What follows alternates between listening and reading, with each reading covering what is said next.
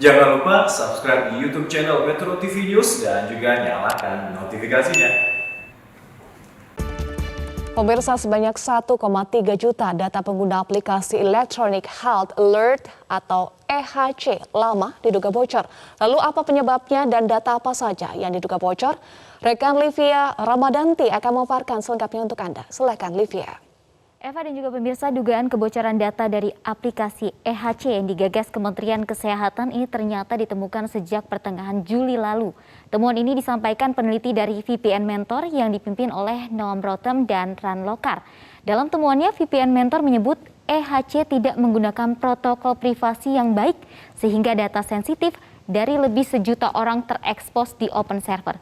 Sementara itu, VPN Mentor telah mengidentifikasi adanya dugaan kebocoran ini sejak 15 Juli lalu dan berikut kronologisnya dari VPN Mentor. Kita akan lihat di sini kronologis kebocoran data EHC oleh VPN Mentor disebutkan pada 15 Juli VPN Mentor mendeteksi dugaan kebocoran EHC. Kemudian di tanggal 21 Juli VPN Mentor ini mengontak Kementerian Kesehatan tapi tidak mendapatkan respon. Kemudian di tanggal 22 Juli VPN Mentor mengatakan bahwa mereka telah mengontak Tim Tanggap Darurat Komputer Indonesia atau CERT. Kemudian di tanggal 25 Juli VPN Mentor mengontak Google sebagai penyedia host bagi e-hack. Lalu bagaimana tahapan berikutnya juga dibagikan oleh VPN Mentor yang pada bulan Agustus juga sudah menghubungi sejumlah orang terutama Kementerian Kesehatan untuk melaporkan adanya dugaan kebocoran data ini, namun lagi-lagi tidak mendapatkan respon. Ini bisa kita lihat. Yang terakhir adalah di tanggal 24 Agustus akhirnya BSSN menonaktifkan Peladen EHC versi yang lama. Berdasarkan laporan VPN Mentor, tidak kurang dari 1,3 juta pengguna aplikasi EHC lama ini bocor. Terdiri dari data pribadi dan data rumah sakit yang ada di dalamnya. Berikut ini data apa saja yang diduga telah bocor. Kami sudah memiliki rangkumannya. Bisa dilihat di sini, ini adalah rangkuman yang pertama. Kita akan lihat data-data yang bocor dari aplikasi EHC. Data apa saja yang ada di sana adalah data-data pribadi di dalam aplikasi EHC, diantaranya nomor induk kependudukan, kemudian ada nama lengkap dan jenis kelamin, ada nama orang tua, kemudian ada rumah sakit tempat COVID-19, mereka melakukan tes, kemudian ada alamat hotel tempat menginap. Karena EHC ini memang digunakan untuk mereka yang akan bepergian dengan moda transportasi seperti kapal laut dan juga pesawat. Lalu data-data apa lagi yang juga diduga bocor? Ini ternyata ada data dari rumah sakit. Bisa kita lihat datanya berikut ini. Data rumah sakit yang bocor adalah nama rumah sakit, kemudian ada alamat rumah sakit, ada jenis tesnya yang dilakukan, ada jumlah tes COVID-19 yang dilakukan perharinya, ada nomor kontak WhatsApp, dan waktu operasi dari rumah sakit sendiri. Lalu sebenarnya dari mana dugaan kebocoran data ini bermula dan apa langkah yang telah diambil alih oleh Kementerian Kesehatan? Berikut ini kami akan tampilkan keterangan Kepala Pusat Data dan Informasi Kementerian Kesehatan, Anas Ma'ruf. Bocoran data di EHC yang lama diakibatkan kemungkinan adanya dugaan kebocoran di pihak mitra. Dan ini sudah diketahui oleh pemerintah dan saat ini pemerintah sudah melakukan tindakan pencegahan serta melakukan upaya lebih lanjut dengan melibatkan Kementerian Kominfo dan juga pihak berwajib.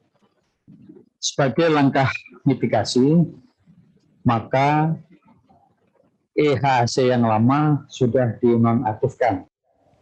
Untuk mengingatkan Anda kembali tentang apa itu aplikasi EHC, saya akan ajak Anda ulas singkat mengenai peran dan kapan aplikasi ini mulai pertama kali digunakan sesuai dengan surat edaran Kementerian Kesehatan tentang aturan protokol kesehatan perjalanan dalam negeri.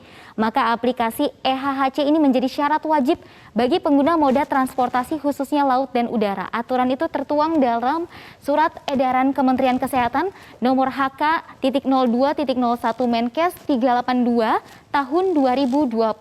Kemudian ini adalah dipergunakannya untuk mendukung kemudahan akses pelayanan kepada semua calon penumpang transportasi umum, khususnya pesawat dan kapal laut, tidak hanya untuk warga negara Indonesia, tapi ini untuk warga negara asing juga, dan sebagai kontrol bagi negara terhadap risiko terjadinya penyebaran COVID-19 di tanah air. Kembali lagi pada dugaan kebocoran data EHAC ini sendiri, lalu apa langkah yang sudah diambil pemerintah dalam hal ini Kementerian Kesehatan? Kita lihat ini langkah-langkah yang sudah diambil oleh Kementerian Kesehatan adalah Kementerian Kesehatan meminta masyarakat menghapus aplikasi EHAC yang lama.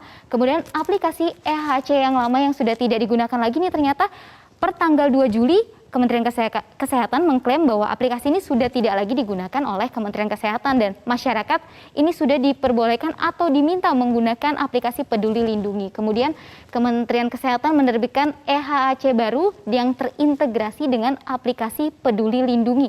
Yang terakhir adalah Kementerian Kesehatan meminta masyarakat mengunduh aplikasi Peduli Lindungi dan memanfaatkan fitur EHAC yang baru. Sekali lagi Kementerian Kesehatan ini meminta masyarakat untuk menghapus aplikasi EHAC. Terakhir, apa bedanya EHAC yang baru dan yang lama? Kami punya perbandingannya di sini. Ternyata aplikasi EHAC yang baru dan yang lama adalah EHAC yang ada di Peduli Lindungi ini server dan infrastrukturnya berbeda, dan karena ada pembaruan dan akan dimasukkan ke pusat data nasional untuk data-data dari setiap penggunanya. Kemudian sistem keamanan data lebih terjamin karena dilakukan oleh Kementerian Komunikasi dan Informatika dan juga Badan Cyber Negara. Kemudian yang ketiga adalah seluruh sistem tentang pengendalian COVID-19 akan dipindahkan ke pusat data nasional. Tentunya dugaan kebocoran data EHAC bisa mencoreng nama Indonesia mengingat aplikasi ini tidak hanya diwajibkan bagi WNI, melainkan warga negara asing yang berpergian ke Indonesia di saat pandemi COVID-19. Selain itu, ini bukanlah kasus pertama kebocoran data di tanah air. Sebelumnya sempat terjadi juga dugaan kebocoran data 279 juta penduduk Indonesia, serta kebocoran data 90 juta pengguna dari aplikasi jual beli online. Menjadi penting bagi pemerintah dan penegak hukum menginvestigasi dugaan kebocoran data agar kasus serupa tidak terulang di Indonesia. Saya kembalikan ke Eva. Baik, terima kasih Livia Ramadanti untuk pemaparan Anda.